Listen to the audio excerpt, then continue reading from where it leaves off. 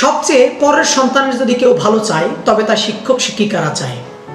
আপনার সন্তান বাসায় এসে যদি বলে যে জানো বাবা, আজকে আমার শিক্ষক আমাকে এটা বলেছে, তখন আপনি যদি বলেন কি তোমার শিক্ষক তোমাকে এটা বলেছে, দাঁড়াও দেখাচ্ছি মজা, আপনার ছেলে ওই শিক্ষকের কাছ থেকে আর কিছুই শিখতে পারবে না, এটা আমি গ্যারান্টি দিতে পারি।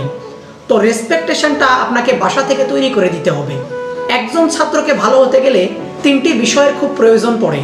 একটি হচ্ছে ছাত্র নিজে, একজন হচ্ছে তার অভিভাবক এবং একজন হচ্ছে তার শিক্ষক। এই তিনটি বিষয়ের মেলবন্ধনে একজন ছাত্রকে প্রকৃত মানুষ হিসেবে গড়ে তুলবে। আসলে আমাদের শিক্ষকদের দায়িত্বটা অনেক বেশি। পৃথিবীতে কম মেধা বেশি মেধা বলে কিছু নেই, হয়তো 19-20। কেউ তার মেধাকে বেশি খাটায় এবং কেউ তার মেধাকে কম খাটায়। আমাদের সকলের উচিত তাদেরকে চেষ্টা করানো, এবং শিক্ষার্থীরা যদি নিজেও চেষ্টা করে তাহলে ডেফিনেটলি তারা ভালো জায়গায় পৌঁছাতে পারবে বলে আমি বিশ্বাস করি। আমি বিশ্বাস করি যার স্বপ্নের আয়তন যত বড় তার সাফল্যের আয়তন তত বেশি। তো বেশি বেশি আমাদেরকে স্বপ্ন দেখতে হবে। স্বপ্নহীন একজন মানুষ পথভ্রষ্ট হয়ে চলে, সে জানে না কোথায় যেতে হবে। ভালো থেকে